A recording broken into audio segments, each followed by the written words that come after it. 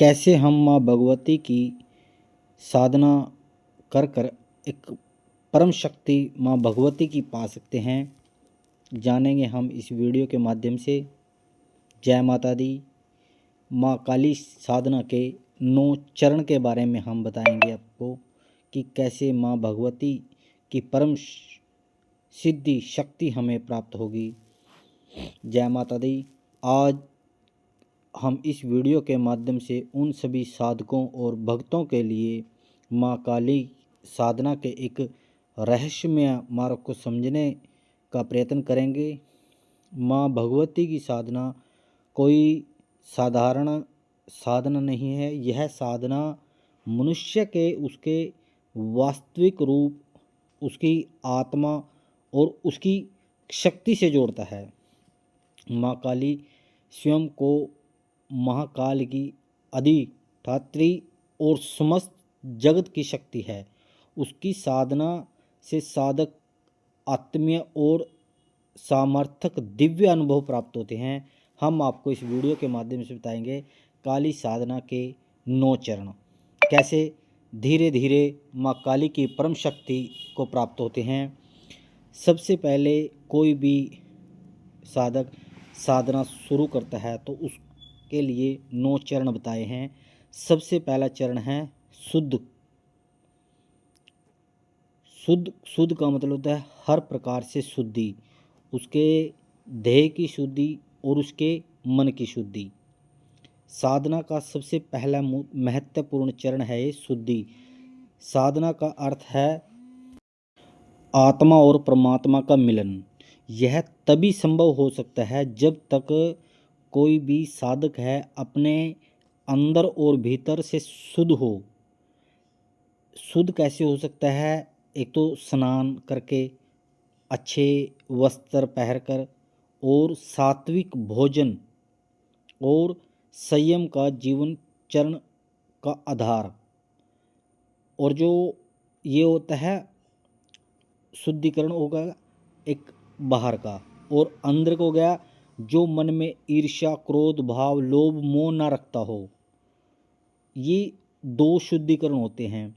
अभी एक उदाहरण देते हैं आपको। जैसे एक गंदा बर्तन है, गंदे बर्तन में आप गंगा जल नहीं रख सकते।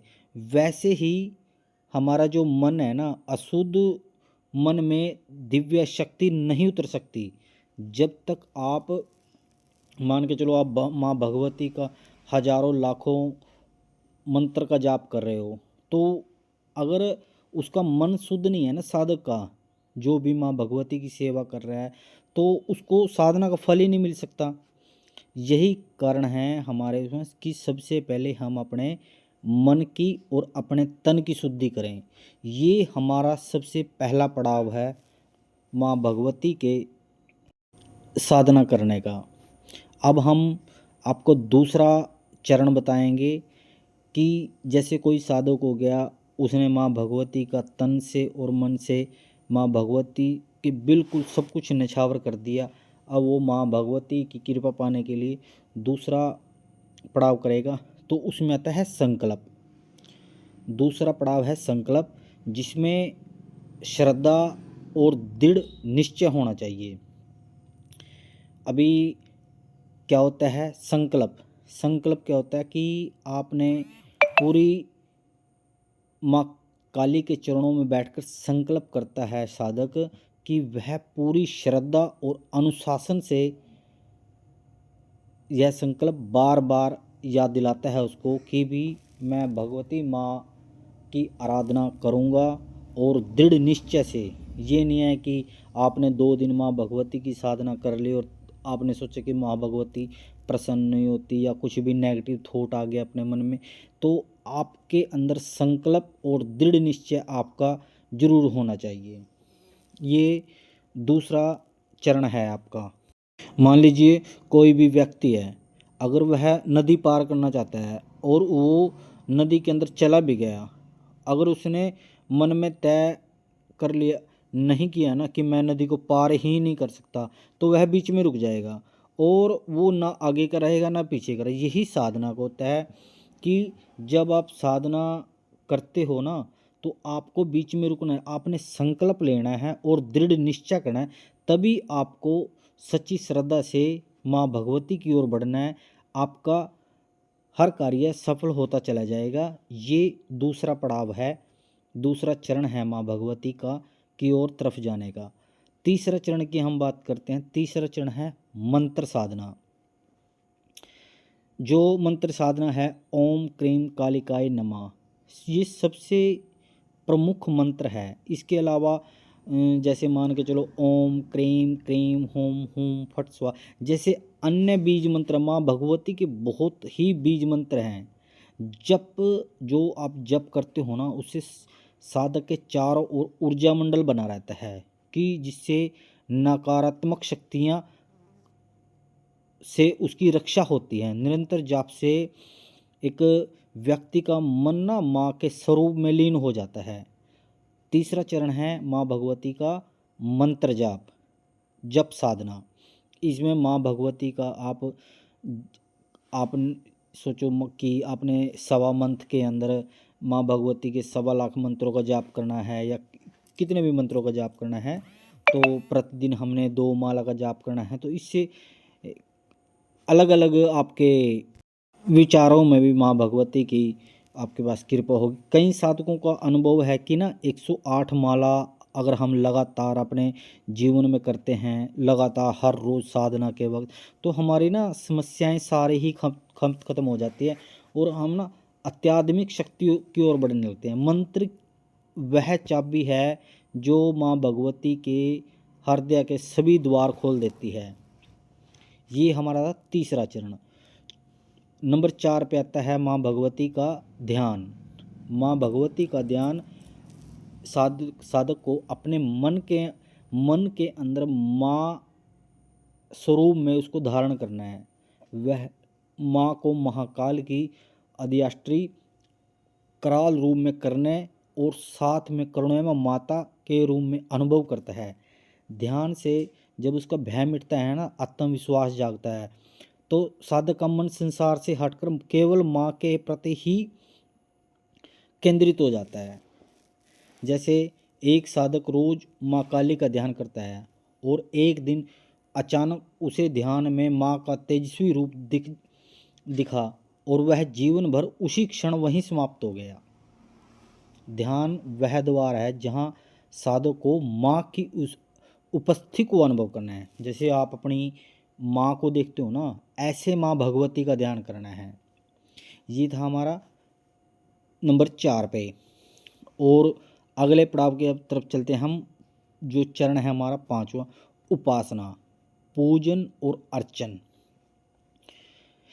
5वां चरण है हमारा उपासना। साधक दीपक जलाता है और दीपक धूप और पुष्प चढ़ाता है, नैवेद्य अर्पित करता है। उपासना के समय साधक को माँ के बीच में एक आत्मिक संवाद स्थापित होता है।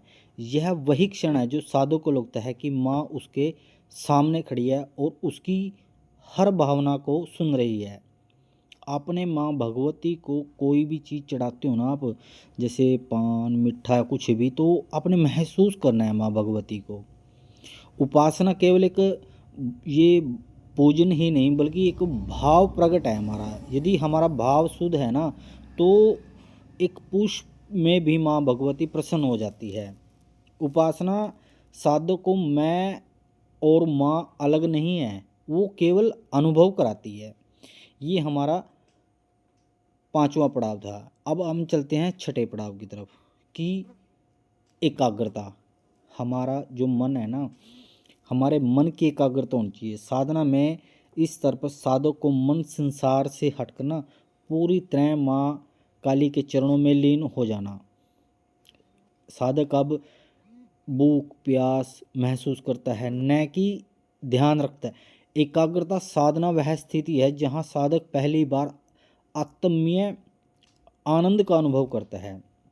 जब आपका माँ भगवती के चरणों में मन लगेगा ना, तो आप ना एक अलग से ही एक आध्यात्मिक आनंद महसूस होगा आपको। बहुत ऐसा आनंद होगा कि भी सारा कुछ छोड़ के माँ भगवती की ही हम भजन कीर्तन करें, माँ भगवती पे ही अरदास लाएं। कई भक्त बताते हैं कि साधना के चरण में ना अचानक शरीर हल्का हो जाता है और मन में अद्भुत शांति उतर जाती है। एकाग्रता वह शक्ति है जो साधक को साधना के अगले स्तर की ओर ले जाती है।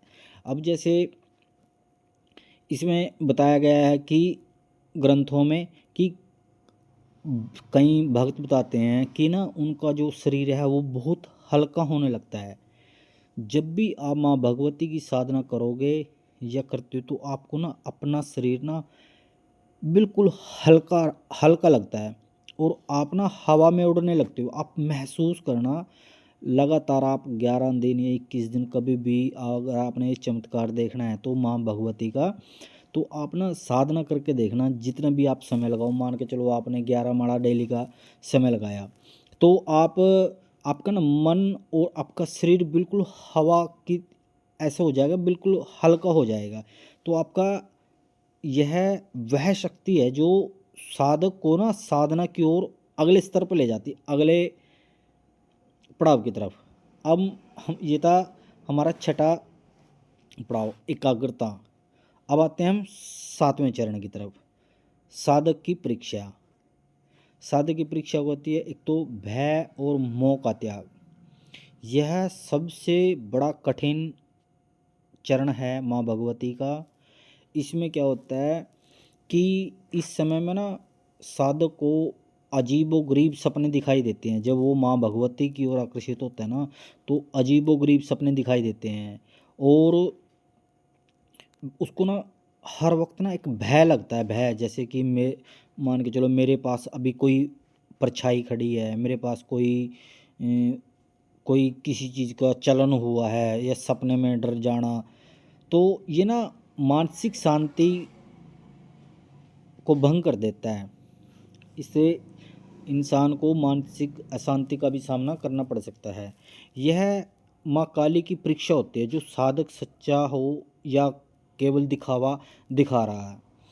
यदि साधक विचलित होकर ना हो जाए कि डर जाए या किसी के पास पूछने के लिए चला जाए किसी अलग लोगों के पास, तो उसकी साधना टूट जाती है।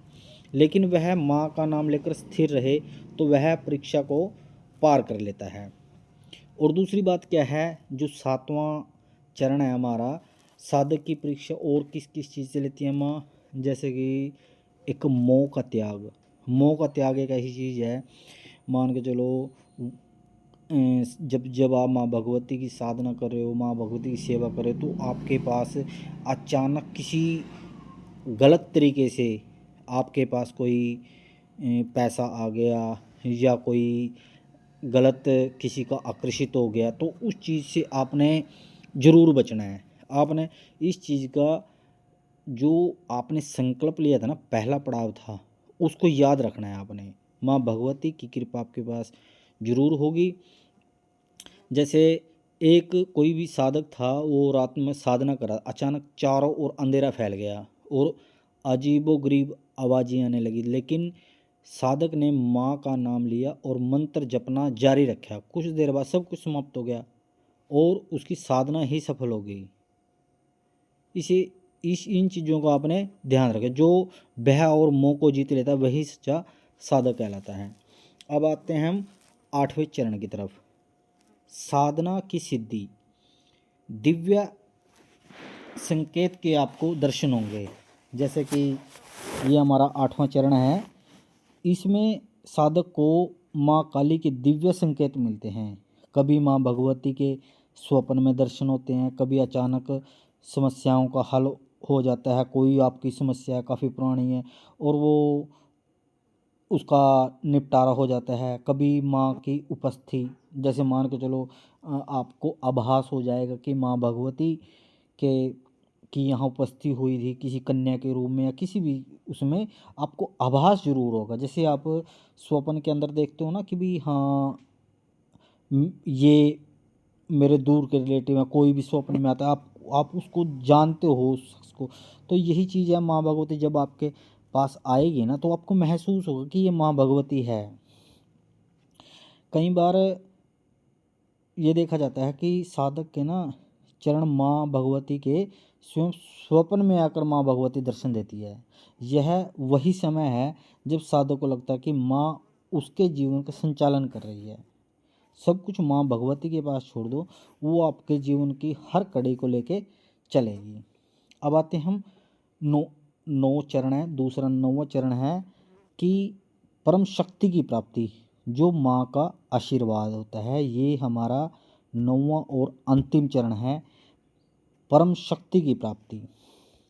जो साधक हैं वह उनको ना एक, जब माँ भगवती की कृपा हो जाती है तो उनको एक अदृश्य कवच मिल जाता है माँ भगवती का, कि माँ काली साधु को एक अद्भुत एक आत्मिक शक्ति प्रदान करती है। यह शक्ति केवल अपने लिए बल्कि अपना लोक कल्याण के लिए भी होती है। वो शक्ति जो आपको माँ भगवती अपनी कृपा देगी ना, आपको एक तो आपको सुरक्षा कवच मिल जाएगा और अदृश्य सुरक्षा कवच होता है, और एक ऐसी अद्भुत शक्ति आपको मिलेगी जो जन कल्याण लोक कल्याण के लिए होगी। जो माँ भगवती का साधक होगा वो अब भक्त नहीं रह जाता, वो माँ भगवती का ना एक दूत हो जाता है। कहीं कहा जाता है कि जब साधक इस स्तर पर पहुँच जाता है ना, तो उसकी मृत्यु भी उसके लिए भय का कारण नहीं होती। वह समझ जाता है कि माँ ही जीवन है और माँ ही मृत्यु है। तो भक्तों, ये माँ भगवती के माँ काली साधना के 9 चरण थे। इन सब चरणों से गुजरकर ही साधक माँ काली की परम शक्ति को प्राप्त करता है। यह साधना नहीं, एक तप है, एक यात्रा है, जो केवल साधक की निष्ठा, श्रद्धा और भक्ति इस मार्ग पर चलता है कि माँ काली स्वयं उसे अपनी गोद में ले लेती और उसके जीवन को दिव्य बना देती है। अभी हमने आपको इस वीडियो के माध्यम से आपको माँ भगवती के 9 चरण बताए हैं। हम एक बार शॉर्टकट में भी इन चरणों का वर्णन कर देते हैं। सबसे पहले है शुद्धि, कि मन और देह की शुद्धि होनी चाहिए हमारी ज़रूरी। दूसरा है संकल्प, हमने माँ भगवती का जाप बड़ी श्रद्धा और दृढ़ निश्चय से करना चाहिए। तीसरा है मंत्र जाप, मंत्र जाप हमने माँ भगवती का हर रोज़ करना चाहिए। यह हमारे जीवन में हमारे शरीर का एक सुरक्षा कवच बना देता है। चौथा है ध्यान लगाना, माँ भगवती के चरणों में ध्यान लगाएं। और पांचवा है उपासना करना, माँ भगवती की पूजा अर्चना करना। छठा है एकाग्रता, मन का एकाग्र होना। सातवां है साधक की परीक्षा, की उसके कैसे कैसे अनुभव होते हैं। आठवां है माँ भगवती की सिद्धि साधना। और 9वां है परम शक्ति की प्राप्ति, माँ का आशीर्वाद। ये माँ भगवती की साधना के लिए 9 चरण हैं। आपने कभी भी आप अपनी जिंदगी के अंदर माँ भगवती की कृपा पाने चाहते हो तो आपने ये 9 चरण अपने जीवन में उतारने हैं। तभी आप माँ भगवती को प्रसन्न करोगे, तभी आपके जीवन का कल्याण होगा। आपको अगर वीडियो अच्छी लगे तो आप माँ भगवती का जयकारा लगाएं कमेंट में। अगर आप चैनल पर पहली बार आएँ तो माँ भगवती के चैनल को सब्सक्राइब करें, ताकि आपको माँ भगवती से जुड़ी आगे नई से नई वीडियो मिलती रहे। और आपका कोई भी किसी भी प्रकार का कोई क्वेश्चन हो, कोई प्रश्न हो आपका, तो आप हमें बताएं। हम माँ भगवती की कृपा से उसे हल करने की कोशिश ज़रूर करेंगे। हम माँ भगवती से ही प्रार्थना करते हैं कि आप पर माँ भगवती की कृपा सदैव बनी रहे, दिन दुगनी रात चौगुनी हो। हमने इस चैनल के माध्यम से माँ भगवती की 1.25 करोड़ दंडवत प्रणाम की सेवा लगा रखी है, और माँ भगवती के दशांश हवन की भी सेवा गांव सूड़पुर जिला कुरुक्षेत्र में चल रही है। आप सभी चैनल से जुड़ें और माँ भगवती का या सभी देवी देवताओं का आशीर्वाद जरूर प्राप्त करें। हमारा यह जो मनुष्य जीवन है, हम यहाँ पर सिर्फ एक ही बार आए हैं। यहाँ से जब हमारी मृत्यु होगी, हम यहाँ से जाएंगे ना, तो उसके बाद हमारा बिल्कुल नामो निशान कुछ नहीं रहेगा यहाँ पर। इसलिए आप किसी भी क्षेत्र में हो, कहीं पे भी हो, इस वीडियो से कुछ सीखिए और माँ भगवती की कृपा पाएं। कुछ न कुछ माँ भगवती के लिए आप जरूर करें। अगर माँ भगवती ने आपको ये मनुष्य जीवन दिया है कि आप किसी भी एज में हो, किसी भी स्थिति में आप सब कुछ कर सकते हो। आपको सिर्फ मैं एक छोटी सी जानकारी देना चाहता हूँ कि आप एक चीज़ मान के चलो, अगर आपकी उम्र 80 साल भी परमात्मा ने लिख दे भी आप 80 साल होकर गुजरोगे, तो 80,000 को 365 से गुना करके देख लो आप कितने दिन बैठते हैं। 29,200 दिन बैठते हैं सिर्फ, कि आप 29,200 दिन जीवित रहोगे।